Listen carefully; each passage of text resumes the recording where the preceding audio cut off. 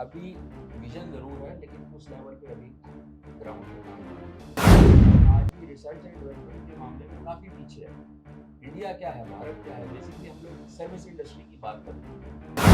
मदद मिलेगी, ये एक सरकार का बहुत अच्छा स्टेप है और एमएसएमई मतलब माइक्रो स्मॉल मीडियम एंटरप्राइज, उसके लिए कस्टमर हमें सी फॉर्म नहीं देता है, वो लायबिलिटी वेंडर पे आ जाती है।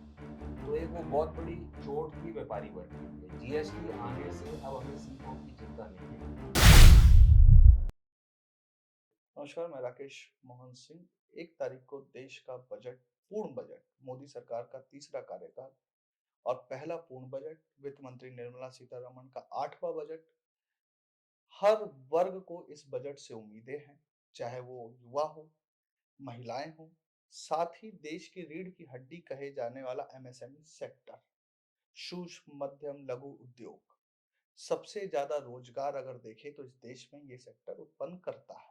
इस सेक्टर के सामने कई प्रमुख चुनौतियां भी हैं और उनको उम्मीदें भी हैं वित्त मंत्री निर्मला सीतारमण से कि वो क्या ऐसा करेंगी, क्या पेश करेंगी बजट में, सरकार उनको क्या देने वाली है जिससे एमएसएमई सेक्टर ज्यादा तेजी से काम कर सके और बेहतर रोजगार उपलब्ध करा सके। इस पूरे मुद्दे पर हमारे साथ बातचीत करने के लिए गौरव आनंद जी हैं, वाइस प्रेसिडेंट हैं नमस्कार। आप विकासपुरी डीडीए मार्केट के, और खुद एमएसएमई उद्योग से जुड़े हैं, बालाजी कंट्रोल्स नाम की अपनी संस्था चलाते हैं जो मैन्युफैक्चरिंग इंपोर्ट एक्सपोर्ट में जुड़ी हुई है। गौरव आनंद जी, आपको बहुत स्वागत है अपना बहुमूल्य समय देने के लिए। धन्यवाद सबसे राकेश जी। पहले सवाल मेरा ये है कि एमएसएमई सेक्टर जिस तरीके से एमएसएमई सेक्टर को अलग अलग एक तरीके से इंसेंटिव्स देने की बात की गई है, जैसे हम पीएलआई इंसेंटिव सुनते आ रहे हैं, लोन की बात होती है, बूस्ट करने की बात होती है। क्या धरातल पर जो पीछे बातें हुई हैं, 20 करोड़ लोन देने की बात थी, वो सारी चीज़ें मिल पाती हैं आप लोगों को और आपको क्या उम्मीदें हैं इस बजट से?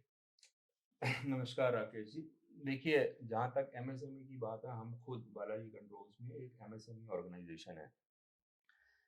निर्मला सीतारमण जी शायद 8वीं बार बजट जी। देने जा रही हैं और मोदी जी का जो विजन है विकसित भारत का, उसके लिए एमएसएमई एक बहुत ही इम्पोर्टेंट फैक्टर है, एक बहुत महत्वपूर्ण हिस्सा है वो। एमएसएमई को कुछ चीज़ों में ज़रूर फ़ायदा हुआ है। कोई भी अगर व्यापारी एमएसएमई है, कोई भी व्यापारी वर्ग से आता है और एमएसएमई है, तो जितने भी उसके कस्टमर्स हैं, उनकी जो प्रॉमिस्ड पेमेंट टर्म है, उसके अधीन, एमएसएमई के अधीन अगर आप हैं, तो कस्टमर की लायबिलिटी है कि वो आपको समय से पेमेंट करे। नई बात करें, कॉर्पोरेट टैक्स रिडक्शन की बात करें, तो एमएसएमई को प्रोत्साहन देने के लिए सरकार को इस बारे में ज़रूर सोचना चाहिए। अभी विज़न ज़रूर है, लेकिन उस लेवल पे अभी ग्राउंड पे काम दिख नहीं रहा। आत्मनिर्भर भारत की बात होती है, पीएम आत्मनिर्भर भारत की बात कर रहे हैं। एमएसएमई का उसमें एक बहुत बड़ा स्टेक है आत्मनिर्भर भारत बनाने के लिए, मेक इन इंडिया बनाने के लिए। और डिजिटलाइजेशन एमएसएमई के पास देखने को मिलता है कि वो टेक्नोलॉजी नहीं है जिससे वो अपना ज़्यादा प्रचार-प्रसार कर पाए, या एक तरीके से डॉक्यूमेंटेशंस इतनी ज़्यादा है सरकार की सहायता लेने के लिए जिससे एमएसएमई सेक्टर लगातार बैकफुट पर जा रहा है। कोविड-19 के बाद कितनी मदद मिली है सरकार की तरफ से आप लोगों को कि एमएसएमई सेक्टर फिर से रिवाइव कर पाए? नहीं, देखिए, मेक इन इंडिया की अगर हम बात करें तो मेक इन इंडिया में सबसे पहले जो सरकार को जिस बारे में सोचना चाहिए वो है कि अगर हम लोग ग्लोबल ग्लोबल फुटप्रिंट पे अगर हम compete करना चाहते हैं ग्लोबल मार्केट के अंदर, मैं अगर इंपोर्ट कर रहा हूँ तो अगर मैं कुछ एक्सपोर्ट करता हूँ तो मेरे को एक्सपोर्ट ओरिएंटेड इंसेंटिव सरकार दे, तभी तो मैं मेरे को प्रोत्साहन मिलेगा और मैं ग्लोबल मार्केट के अंदर compete कर पाऊंगा। आपने पीएलआई की बात करी, प्रोडक्शन लिंक्ड इंसेंटिव जो है वो बेसिकली आर एंड डी के लिए है। हिंदुस्तान आज भी रिसर्च एंड डेवलपमेंट के मामले में काफी पीछे है। इंडिया क्या है, भारत क्या है, बेसिकली हम लोग सर्विस इंडस्ट्री की बात करते हैं।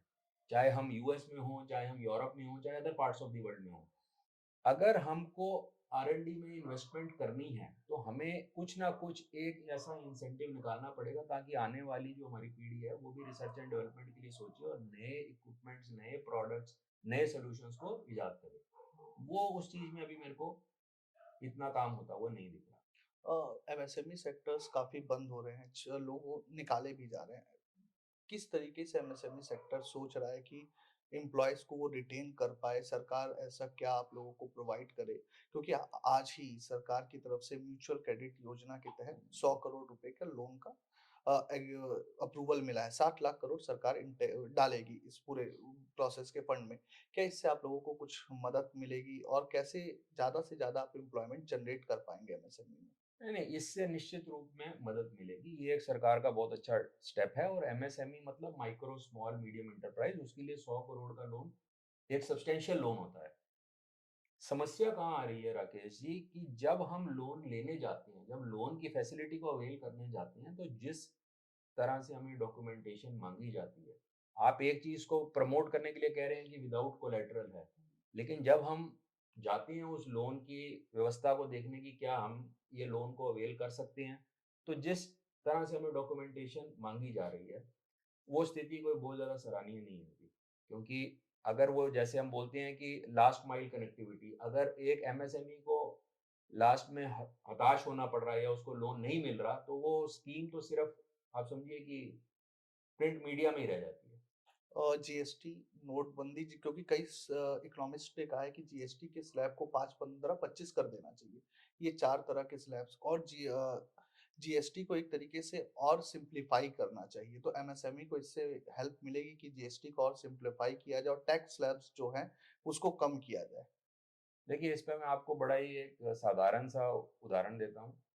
अ, जीएसटी से पहले हमारे व्यापार के अंदर, क्योंकि हमारा पूरी भारत में व्यापार है, हर स्टेट में हमारा मटीरियल जाता है क्योंकि इंडस्ट्री ओरिएंटेड जी। है, फैक्ट्रीज़ में मटीरियल जाता है।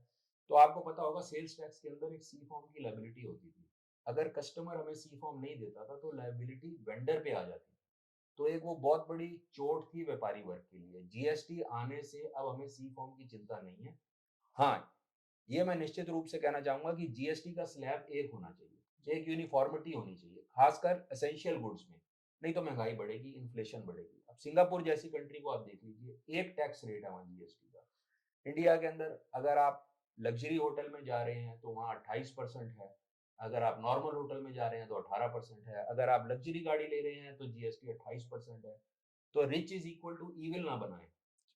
आप समझ रहे हैं ना कि मतलब उससे क्या है कि फिर आदमी डिमोरलाइज़ हो जाएगा। ख़ासकर बिज़नेस कम्युनिटी के जो लोग हैं, उनके अंदर एक घबराहट पैदा होती है। इन्फ्लेशन को कम करने के लिए जीएसटी एक बहुत अच्छा स्टेप है भारत सरकार का, लेकिन उसको एक फिक्स कर देना चाहिए और जिस तरह से हम बात कर रहे हैं 28%, 18%, ये बहुत ज़्यादा है।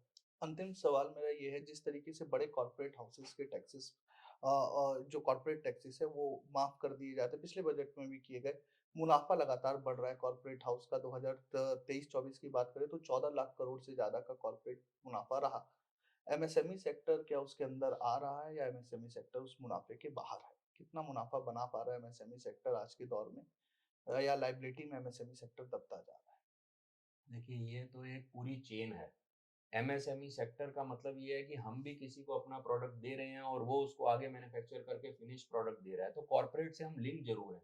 लेकिन जितनी फैसिलिटीज़ या जितनी टैक्स रिडक्शंस और रिबेट्स कॉर्पोरेट को मिल रही है, उतना काम एमएसएमई के लिए नहीं होता।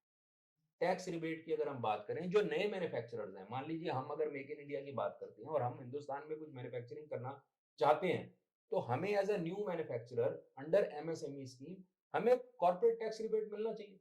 हम्म, जो बड़े हाउसेज़ हैं, वो तो आपको पता है पहले ही संपन्न हैं। लेकिन जो क्योंकि आज मोदी जी का भी ये विज़न है कि सिर्फ़ नौकरी की तरफ हम ध्यान ना दें, हम अपना रोज़गार बनाएँ, बढ़ाएँ और लोगों को रोज़गार दें उसमें। उसके लिए सरकार को ज़रूर थोड़ा और एफ़र्ट करना पड़ेगा। बहुत-बहुत धन्यवाद हमारे साथ जुड़ने के लिए गौरव थैंक जी। यू। ये हमारे साथ गौरव आनंद जी थे, इन्होंने बताया एमएसएमई सेक्टर को इस बजट से क्या उम्मीदें हैं और किस तरह एमएसएमई सेक्टर उम्मीद भरी नज़रों से सरकार की तरफ देख रहा है। मैं राकेश मोहन सिंह, प्रजा हित